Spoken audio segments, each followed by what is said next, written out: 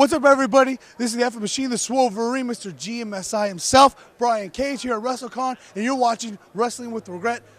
Host Brian Zane. Check it out. May 19th. You know what happened on that day. May 19th. It's happening again. May 19th. Get out of my head! Hey, Brian! Are you okay, buddy? Oh, hey, horror guru. I'll be fine. Just had a really bad flashback to 10 years ago. There was this really stupid storyline involving May 19th and a guy dressed up like Kane, and it was really convoluted and stupid and wasted a lot of time, but, you know, I think I'm over it now. I think I'll be fine. Good to hear. So, you ready to see No Evil?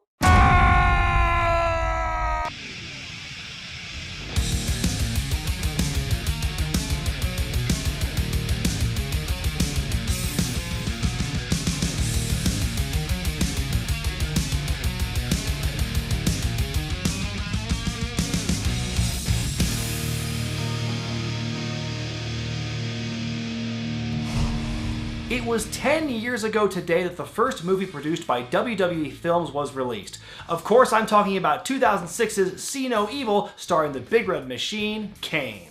Even though the little blurb on the front of the cover calls this movie a nasty yet taut slice-em-and-dice-em horror flick, it's really a misguided, drawn-out, relatively tame paint-by-numbers movie. But don't take my word for it, folks. Since horror is not my forte, I'm bringing in a special guest who knows a thing or two about the genre.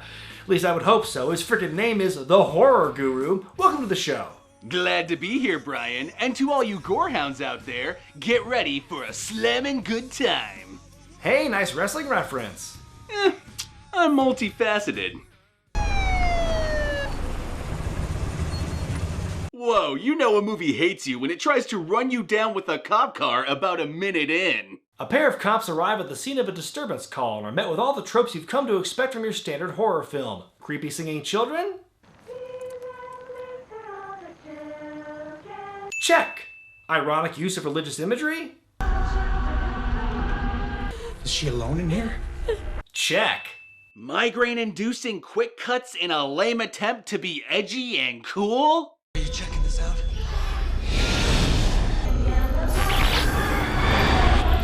Double check.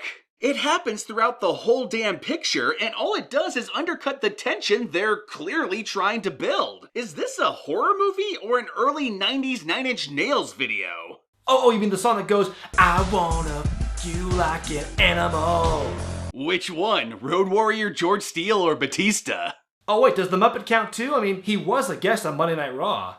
The cops are investigating when suddenly, murder happens. The surviving cop is cut short an arm, but manages to shoot the killer and drive him away.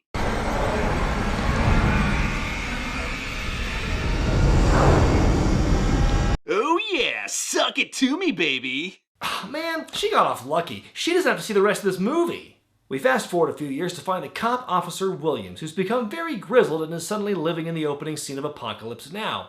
In a newspaper headline that's kind of harsh, I think, we learn that he's heading up the local prison's juvenile rehabilitation division. Damn it, movie, stop reminding me of movies that I'd rather be watching. Huh? What did I miss? I mean, the Apocalypse Now tribute was one thing, but now I'm reduced to wanting to watch Barbed Wire? We're supposed to be getting introduced to the rest of the cast at this point, but I almost feel like we're getting a better introduction of the prison itself. It's so bad they have to shoehorn name cards in just so we get some sort of idea as to who they are. Not only that, but the script clearly calls for hardcore juvenile delinquents, but it looks like we suddenly walked into an Amber Crombie catalog. Now, I get more than anybody that there's a tradition of sexy young people getting slaughtered in slasher flicks, but it's just too out of place here. Also, for what looks to be at least a medium security facility, they don't seem to have any kind of dress code or rules about contraband, but they do appear to have hairstylists. Come on, ain't got no hair dye in juvie. The gang of punks are shipped off to clean up an abandoned hotel to help turn it into a homeless shelter. Officer Williams tells them that their hard work will result in shorter sentences, which, from the looks of things, already seem pretty lenient to begin with. This is the first co-ed program of its kind. So again, no fraternizing. So, what was the point of the co-ed thing again? I mean, other than the fact that there will most definitely be fraternizing in order to move the plot along. Rumor has it that there were hidden passageways and two-way mirrors all over. But don't worry, that's information you definitely won't be needing as this film moves forward. The lines are drawn very early as to which trope each member of the group is fulfilling. There's the jerk, the lady jerk, the hippie woman, the diversity, and the underdeveloped riffraff. Oh, but there's also the heroine, right? I mean, that's pretty common in these horror flicks. Yeah, she falls in that last category. So as the teens are left to their own devices, Richie and Ty go off to look for a treasure rumored to be hidden somewhere within the hotel. Wait, stop 1 second. What's wrong? What is happening here? We already have the kids from Juvie doing the community service, all the interpersonal drama therein. We have the old cop with the dark past. We have the serial killer we've barely even met and know anything about yet. Now we've got this treasure hunt gimmick thrown in here too. I mean, how did Richie even get the blueprints from prison? I mean, this is so convoluted, I can't even notice how much of a douche Michael's being. What's up, bitch? That's sweet, thanks. Go. How the fuck did you get in here? You should be used to me coming through the back door. Well, given where you're all supposed to have come from, you're probably used to that as well, numbnuts. Seriously, they might as well put a big neon sign above his head that reads, "You're not supposed to like me." At least we'll get to enjoy his inevitable death. Back on the ground floor, we learn a little bit more about the chaperones of this trip. Nice rock. You leave Dwayne out of this. I'm, test driving it. I haven't given him an answer yet. Wait, what? A test drive? That's not how it's supposed to work, lady. What are you waiting for? For someone to die already. Well, damn it, did we miss one? No, our treasure hunters just so happened to stumble upon a previously killed body. He's dead. No shit. Actually, if he's dead, there'd be a lot of shit. Richie takes his discovery well enough until... he has no eyes. Oh no. Also, strobe lights startle me.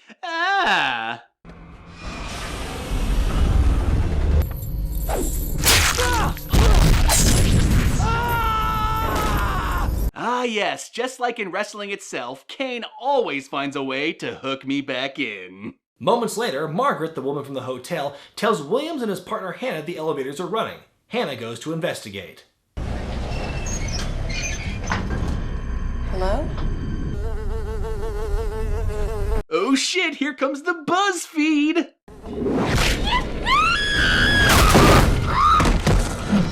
That's the telltale sign. Usually just before Kane's character, Jacob Goodnight, shows up to kill or maim someone, a single fly appears. But upon closer inspection, you find it's actually Flicky the Fly, Jacob's best pal and closest confidant. Hey there, Jacob. Say, who's that you're spying on? Is it another helpless victim eagerly awaiting to be murdered by a big tough man? Go get him, kid.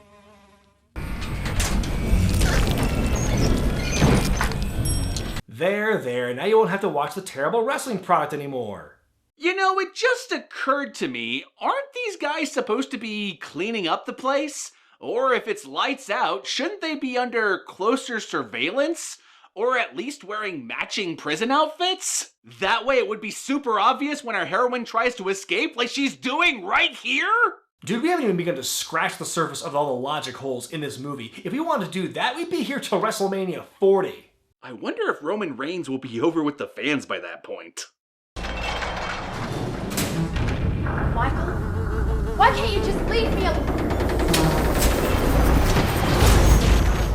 Oh shit, son, this movie's about to go on the chain!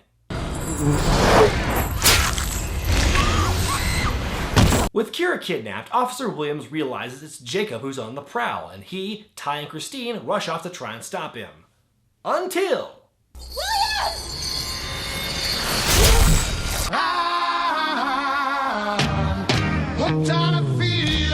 Now, this scene here is a classic horror trope. The idea being you set up a main character the audience identifies with, only for them to die halfway through. But the key is you have to also set up another character for us to follow that we can also sympathize with, or else it just doesn't work. Officer Williams was the closest thing we had to a hero, and after him, none of the others are worth caring about. This is kind of a big problem. So what you're saying is the main guy goes down and no one's around to take his place. Oh my god, so many parallels to WWE right now. If I were on drugs, I'd be freaking out. What the hell are you doing? It's called an extremely good idea. You should try it sometime. This place is disgusting.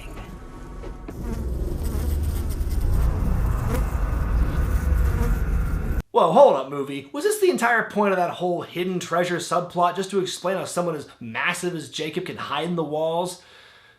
Okay, well, that makes a lot of sense, actually. Point to you. While the rest of the teens are doing the usual slasher fun stuff like having sex or doing drugs, which, again, how did they get the drugs? Kira wakes up in Jacob's corpse room.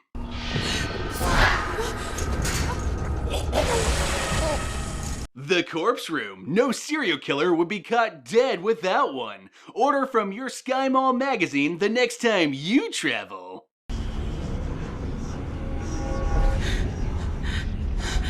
Do you see the sin? Clearly this is a killer with a very erect Madonna whore complex. Yeah, according to Officer Williams just before he died, Jacob seems to have a thing for women with religious tattoos. Based on how these look, I'm guessing Kira got them, what, a month before? Good timing. No, wait. There's something weird about that mirror. Hey there, young lovers. I hate to be a C-block, but my boy's gotta reach his quota for the week. Get up, go. What an odd place to install a backlight. The hippie girl tries to escape but is stopped by Jacob. Let me go!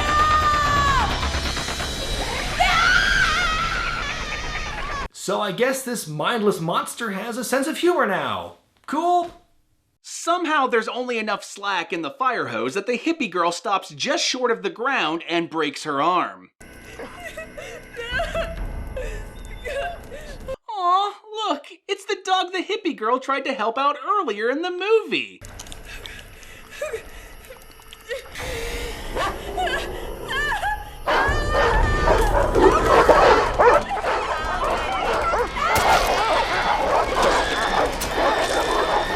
This moment of irony has been brought to you by Iams. Where's the elevator, Columbus? Get off the phone. No! I'm not Kira, Mike. Wow, the relationship between Zoe and Michael is about as tenuous as Zoe's ability to keep her Australian accent in check. Her and half the cast for that matter. Hope you don't mind if I brought some friends. Gross, where the hell are they coming from? Oh my god, shit! Hold on. Michael's acting courageous now? Are we supposed to be cheering for the super douche? Godfrey, Daniel, this is a WWE film. These guys couldn't write a decent hero story if one was sitting on their faces. Michael and Zoe managed to elude Jacob, and for a brief moment, you think they're able to outsmart the big sucker. But then...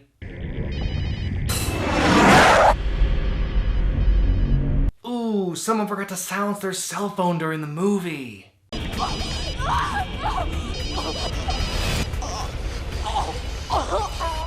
Yeah, choke on unlimited texting nationwide, bitch! Michael manages to reunite with Ty and Christine, and the three go off to look for Kira. They can hear Jacob coming and prepare for a fight.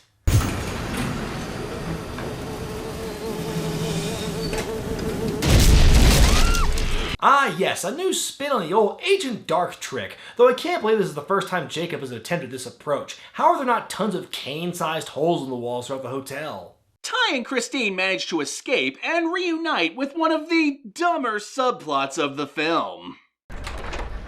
Holy shit. Look at all this money. So, this is what happened to all the money they would have made with that Sting Undertaker match. We are treated to the lovely image of Jacob having a wank to Kira when he's suddenly interrupted by his own flashback, where we learn a lot more about his abusive upbringing from his religious zealot of a mother. You filthy little pig. You enjoy this, don't you? Oh, I can tell you do. Now that's a story about raising Kane. I know. Sorry. Before Jacob is able to pull a Kane on this little look-alike, he's distracted by Ty shattering his collection of eye jars, but Ty isn't able to stay hidden for long.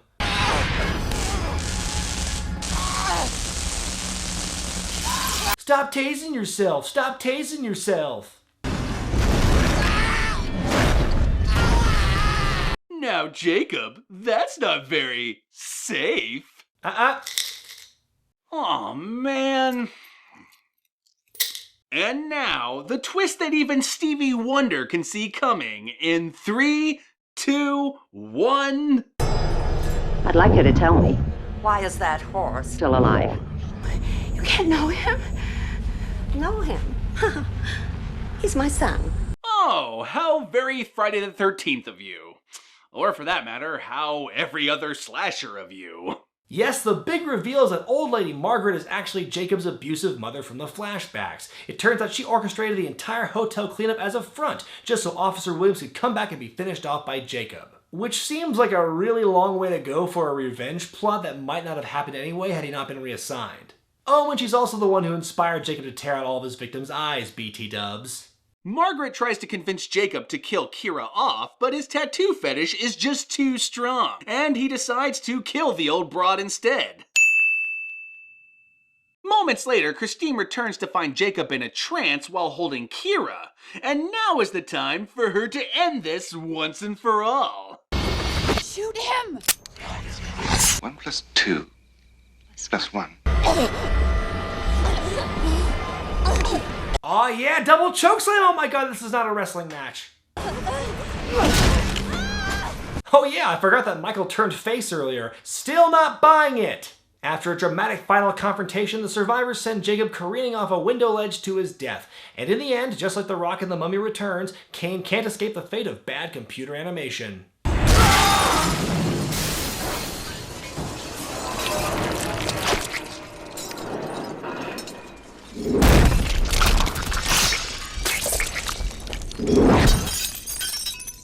Delinquents win. Fatality. You didn't have to come back for us. I didn't want to walk out of here alone. Also, I would have had no one left to abuse, and that made me sad. And that was See No Evil. And all I can say about that is... Wait, hold on there, Brian. Don't you want to see the bonus ending? Not really. Well, I guess I better be hitting the old dusty trail. I have now seen something on May 19th that's even worse than that stupid imposter Kane storyline, and this is it. See No Evil has all the right ingredients for a solid slasher film, but it goes about it in all the wrong ways. The set design is awesome, the killer has a cool signature weapon and a good grudge to carry out, but the character arcs are lacking, the basic premise has a million logic holes, and the one person you actually kind of care about is killed halfway in the movie. Gotta give credit where credit is due. Kane plays an amazing serial killer in this movie. He's badass, but he's also got that sympathetic angle going on, and it does work.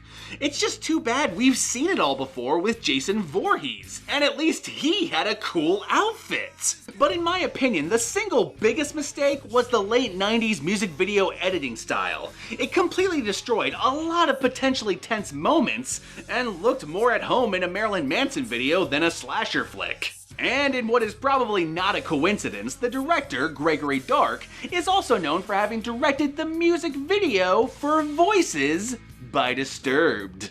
Well, he also directed a bunch of Skinamax movies too. Does that factor in anything? Strangely enough, no. Well, I'm just glad this whole thing is over. Horror Guru, thanks for joining me on this one. I really appreciate it. No problem, Brian. And hey, if you want an actually good slasher produced by the WWE, why not See No Evil 2? They made a sequel to this? Yeah, it actually came out 2 years ago, and it's got really good characters and solid tension, and basically, Jacob rises in the morgue while there's a birthday party going on, and... Brian? You coming back, buddy? Creepers, creepers, where'd you get those creepers? Jeepers creepers, where'd you get those eyes? Gosh, y'all get up, how'd they get so lit up? Gosh, y'all get up, how'd they get that size? Golly gee, when you turn those heaters on, woe is me. Got to put my cheaters on. Jeepers creepers, where'd you get those